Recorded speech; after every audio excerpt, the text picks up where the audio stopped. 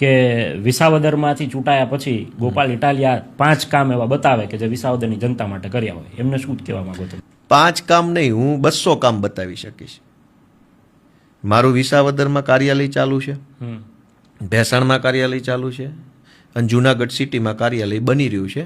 એ અમારે રાજુભાઈ બોરખતરિયા સંભાળતા, પણ હમણાં એ જેલમાં છે એટલે થોડુંક એ કાર્યાલયને ચાલુ કરવાનું કામ થોડુંક અત્યારે અટવાઈ ગયું છે. વિસાવદર અને ભેસાણનું કાર્યાલય રોજ સવારે ખુલે છે અને સાંજ સુધી ચાલુ રહે છે.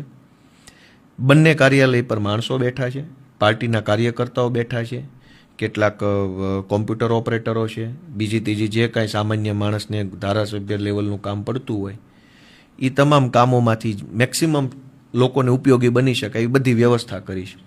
ધારાસભ્યના કાર્યાલય ઉપર લાઇબ્રેરી ખોલી છે, પ્રિન્ટ કાઢવાની વ્યવસ્થા છે, અરજી લખવાની વ્યવસ્થા છે, કુરિયર કરવાની વ્યવસ્થા છે, સ્કેનિંગ કરવાની, જનતા માટે, મારા માટે નહીં, જેને જે કામ હોય.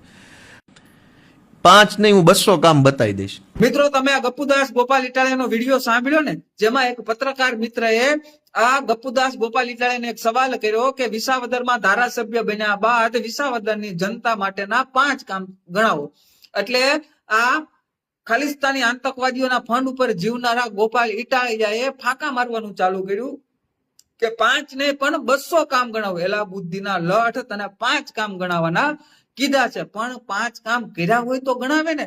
એટલે પોતાના સ્વામીનાથ બાદશાહ એવા અરવિંદ કેજરીવાલની જેમ આ ગપ્પુદાસ ગોપાલ ઇટાલિયાએ ફાંકા મારવાનું ચાલુ કરી દીધું કે વિસાવદરની અંદર કાર્યાલય ખોલ્યું છે, ભેસાણની અંદર કાર્યાલય ખોલ્યું છે, જુનાગઢની અંદર કાર્યાલય ખોલવાનું કામ ચાલુ છે. એલા મૂર્ખના સરદાર, તને 5 કામ વિસાવદરની જનતા માટે કર્યા એ તને ગણાવવાનું કીધું છે, નહીં કે તને કાર્યાલય ગણાવવાનું કીધું.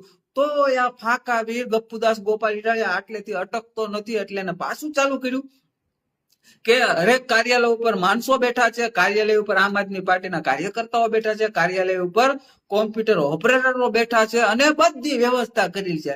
એલા અરવિંદ કેજરીવાલના ચેલા ચપાટા, આવી વ્યવસ્થા તો વર્ષોથી ભારતીય જનતા પાર્ટીએ ભાજપના સાંસદો, ભાજપના ધારાસભ્યો, ભાજપના મંત્રીઓ, ભાજપના એલા કેટલા એવા કોર્પોરેટરો છે કે જેને ત્યાં આ વ્યવસ્થા, આવી સામાન્ય વ્યવસ્થા વર્ષોથી કરેલી છે.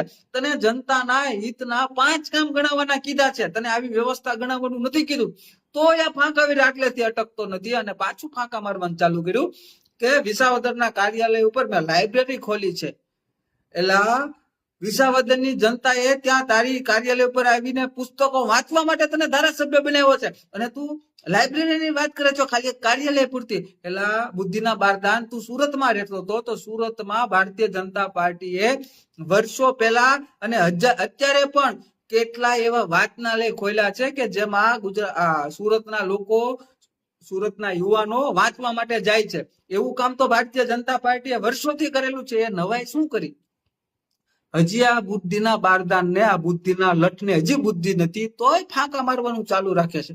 પાછો કે કાર્યાલય ઉપર પ્રિન્ટ કાઢવાની વ્યવસ્થા રાખી છે, અરજી કરવાની વ્યવસ્થા રાખી છે, કુરિયર કરવાની વ્યવસ્થા રાખી છે. એલા બુદ્ધિના બારદાન, આવી વ્યવસ્થા તો વર્ષોથી ભાજપના સાંસદો, ધારાસભ્યો અને કેટલાક કોર્પોરેટરની ઓફિસ ઉપર વર્ષોથી રાખેલી છે. તને કામ ગણાવવાના કીધા છે, કામ ગણાવ કામ, પણ કર્યા હોય તો ગણાવે ને. એટલે વિસાવદરની જનતાએ તને 2 રૂપિયાની ઝેરોક્સ કરાવવા માટે થઈને, તારા કાર્યાલય પર આવવા માટે થઈને તને ધારાસભ્ય બનાવ્યો છે. વિસાવદરની જનતાએ પ્રિન્ટ કઢાવવા માટે થઈને તને ધારાસભ્ય બનાવ્યો છે વિસાવદરનો. કોને મૂર્ખ બનાવવા માટે થઈને તું નીકળ્યો છો? આ અરવિંદ કેજરીવાલના ચેલા ચપાટાઓની માનસિકતા અને એની લાક્ષણિકતાઓ આ જ છે. આ બધા આમ આદમી પાર્ટીના લોકોની માનસિકતા આવી છે. એટલે ગુજરાતની જનતા આવા મૂર્ખાઓની વાતોમાં આવતા નહીં, અને આ રાજ્યને જે વિકસિત બનાવવા માંગે છે ભારતીય જનતા પાર્ટીને, તમે જે 30 વર્ષથી જીતાડો છો, મત આપો છો, બસ એવી જ રીતે આવનારી ચૂંટણીમાં ભારતીય જનતા પાર્ટીને મત આપજો, અને આ મફતિયા આપ્યો તમારો ઉપયોગ કરી જશે. આ ગોપાલ ઇટાલિયાએ જો જનતાના 5 કામ કર્યા હોત ને તો એને ગણાવવામાં કોઈ પ્રોબ્લેમ નથી. અને તમને શું એવું લાગે આ મફતિયા આપ્યો એક રાયને પહાડ બનાવી દેતા હોય ફાંકા મારવામાં, તો શું એને જનતાના 2 કામ કર્યા હોય તો 2 કામ ના ફટફટ કરતા ગણાવી દે? પણ હકીકતમાં ગોપાલ ઇટાલિયા કામ કર્યું હોય તો ગણાવે ને. આ છે આમ આદમી પાર્ટીની અસલી વાસ્તવિકતા. તમને ગુમરાહ કરીને આ તમારો ઉપયોગ કરીને પોતાની આમ આદમી પાર્ટી વાળા સ્વાર્થની રાજનીતિ કરી રહ્યા છે. એટલે હું ગુજરાતની જનતાને વિનંતી કરું છું કે ગુજરાતની જનતા, ગુજરાતના ખેડૂતો અને ગુજરાતના યુવાનો આ મફતિયા આપતીઓની વાતોમાં આવતા નહીં. જે રીતે તમે 30 વર્ષથી ભારતીય જનતા પાર્ટી પર વિશ્વાસ કર્યો છે અને મને વિશ્વાસ છે કે ભારતીય જનતા પાર્ટી ક્યારેય ગુજરાતની જનતા, ગુજરાતના ખેડૂતો અને ગુજરાતના યુવાનોનો વિશ્વાસ નહીં તોડે. એટલે આવનારી જે પણ ચૂંટણી આવે એમાં દબાદબ આપણે ભારતીય જનતા પાર્ટીને મત આપવાનો છે અને આ વિજય રથને કાયમ આપણે ચાલુ રાખવાનો છે.